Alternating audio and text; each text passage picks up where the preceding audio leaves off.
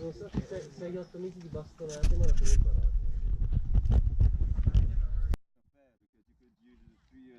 Rotation in this plot, and you can use the 3 years rotation between the trees. You put trees in the middle and then the same corn and the same rotation for the 3. So you could compare those two, but the third one is more difficult because the system is completely different.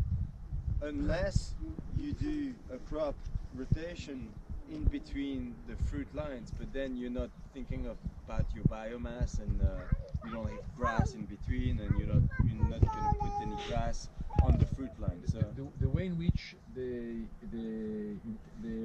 European Agroforestry Association is doing this comparison is that they take one crop. If they have to do experiments, they are doing one crop here. Let's say the corn here. Then they do corn here with other stuff, and then here you can have a very complex system, but you do have to have corn here. Okay. Why? Because then they would take one hectare or like 1,000 square meter. How much volume do you have here of production? How much you have here, and how much you have here? So you actually take 1,000 straws here, and you compare the productivity. So if you want, I think this is fine. I don't see a problem, but you do need to have corn also at some point. So maybe what we can do is to put in between the fruit lines, like 1 meter of corn. Because in that case you say, I'm not producing corn, but I'm showing you that the environmental services that are being provided by the system is making corn much more productive, which is a huge success. I don't care to produce corn, but I'm showing you that producing other stuff, I'm making corn more successful. Okay. That's how the European Agroforestry Association is doing the comparison. Maybe I'm jumping the gun here, but we were talking about this issue with our team a lot, and one of the things that we said is like the other option is to keep trees constant. Maybe that's the thing with that. The critique of that is that it's down there in Milan. They're not doing tree culture. They're doing wheat and stuff. But if you want to keep it constant, we can also see, and it would be interesting, maybe not in this context, but to have 3 trees. Like so I don't know, cherries, and have cherries in a simple system, cherries in a bit more complex, and cherries in a syntropic system. That's one of the things we thought about. But then I don't know how much visually it's going to have an impact when everybody around is just doing wheat, and the last point that I believe it was important is, who are you trying to convince? Are you trying to convince politicians? Are you the science community? Then everybody. But because it's an ecosystem. This is a business. And you don't do business alone. You do business with other people, and you do with politicians, with investors, with farmers, with everybody. So you got to find the right recipe to compare the tree plots that is understandable and credible to all the people. But I think this is completely doable, because then you can use the right indicators in terms of volume of biomass, volume of food, calories, water. Nutrient. But we still put. But you still have to put corn. Yeah, exactly. You still need to put maybe 1 meter line in between. Like he was gonna just in the middle between the 6 meters. And when you will show the research, or we start to research and show to the people, to the community, or to the community, the stakeholders of this project, you will show this, and you can tell for other people it's almost uncomparable, because in a syntropic agriculture you can produce 7 times more food than a monoculture, or you can water infiltration 50 times more than you need a lot of criteria, because maybe in terms of biomass in the first year the wheat or the corn is going to be very efficient, but maybe after 3 or 4 or 5 years this system is going to completely overpass, or what should you say, overtake the other systems. So that would be that would need to be taken into account, I guess. The kid. Will be overtaken to watch it? Yeah, you're gonna overtake your son. Okay, so and then we started with this system, and we looked online We talked to. He's not there today. He's working for the university. The Ambrogio. Yeah. Ambrogio. Yeah, there was one and And Paolo. me. Paolo, the meteorologist. Yeah, he was at the back and next to me, in between us, I think. Ambrogio. Ambrogio. And Ambrogio, we asked him and he suggested a few trees, so we took into account the fact that we don't have a lot of water, right? Yeah. And so we decided to put a few ones. Which ones? Well, so there was primarily the Robinia. the Robinia pseudo acacia as one. I wouldn't put Robinia Okay. pseudocacia. Okay. Rhizomatic, Yeah. thorny, impossible to work with. Okay, so not Should that see one. Spain. Yeah. Go visit Ryan. Yeah. His system is based on Robinia. I know, Yeah. but Experiences. Instead of just one, we would have to get 3 or 4 on the same piece of land or at different spots to have a real conclusive experience. So that's yeah. We talked also about Salix alba, and but actually it could be many trees, right? So it's kind of difficult to choose one. It would be, I think, it would be wise to know which trees exactly do well and have a good value in the area, and you put that. Syntropic, I drew the agroforestry.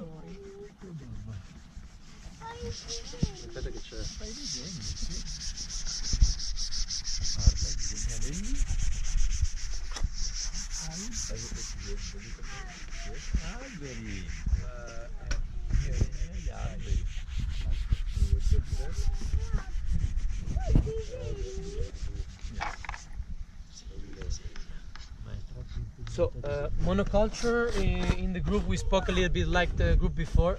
Sorry. Well, I had the same idea of Rachele, because I mainly know that people don't give a shit to ecosystem services, but if you manage to produce more, if you manage to produce more, it will be rewarding from many points of view. Anyway, so monoculture, I think you will have to decide what to do. The agroforestry system is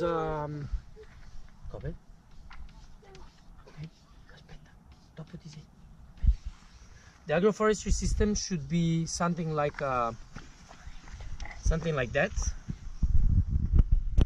and then repeating, where basically is taking the syntropic species, the syntropic system species, but opening them up on a rational system, where the top canopy is gonna be here, and then you're gonna have medium, and then low, bushes, perennials, can be cereals, or can be grass, or can be vegetables, and then again repeating the pattern. Spacing between the crops should be the typical conventional spacing that, let's say, between the hazelnuts and the peaches, you keep 4 or 5 meters. Yeah, so you actually keep the conventional spacing. This is done to make a good use of light, but of course the root interaction is not as strong as in the syntropic system. Yeah. So on the left side, it would go again. Yeah. It would just keep going, huh? Yeah. But this is from the side or from the front? This is you have rows. Let's say rows of walnuts, rows of hazelnuts, rows of peaches, rows of blueberries, and rows of vegetable gardens or cereals or so on, something like that. Yeah, it is a section.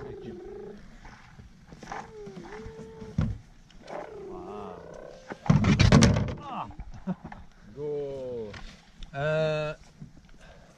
I don't take care about what are you talking? But I talk about the agroforestry system. You speak about the syntropic okay, or the successional.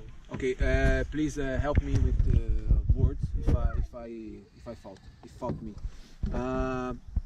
We think here at the strata. You want like front? Okay. From here until here, until this line, I try to do a three-dimensional draw, and from this line, we can have almost 10 meters. Could be 8, could be not less than 8, but almost 10 meters. Because we think to have in this interline vegetables and some kind of grass to cover the lines. Here we think at the vet fair, who by this experience of Matteo. And we in this line we have our culture of fruits and nuts and cultures together with another kind of tree for wood, timber, and to cut. And to the fruits, we have a picture of in the system when have almost 4 or 5 years, when we have like the peach here at the low to medium strata here, low strata here, and like another plant here in the high strata.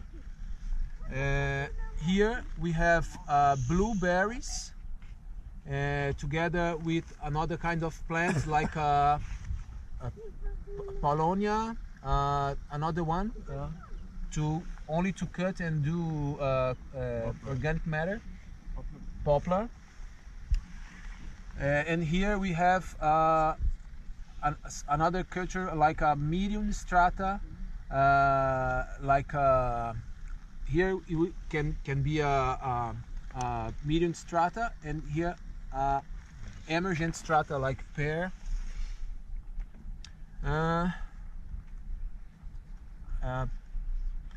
Here we think a lot at the barley culture because the production for the beer. But you can have here vegetables and create a consortium, and when we need to plan better which species we want here to start the system. This is a picture that how we want the system after 3 or 4 years, but we need to plan better how we start the system, which species we will put here. And for this we have this kind of exercise to do. It's not a label, it's like a organogram where the another group put the strata and the times. Yes, and look how I create my consortium for the placenta time, how I create my consortium for the until 5 years time, how we create my consortium until 25 years and until 50 years, and create this one like low, medium, high, and emergent strata, and put it in a complete draw, in a complete planning. The other point that usually in tropic farms, you actually have this one. We had this discussion. Yes. You usually have this with grass, because at the beginning, at least, you need to have a lot of mulching, and then we realized, there was something this discussion had. But do we need so much?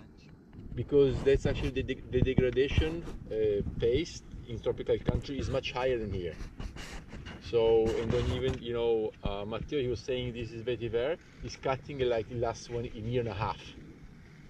So, because the degradation rate is less low, it's much lower. So that's the reason why we said, you know, and that's the other thing that was, you were saying about the productivity, because we are competing in a way with a very well-established system, so we need to be very productive. So, and so, I mean, this area also has to be productive, which is the reason why we thought of having vetiver, like a very high productive species for biomass here on the lines, and have production also in the middle with ortages or, you know, perennial annual crops. So that's the reason why. And we think about the orientation, the solar orientation yes. too. We need to put these lines looking for the south, north-south, Yeah. yes. So the aligned sun to does north, like this. north-south. So that The sun does this maximum exposure. Yes, and we leave this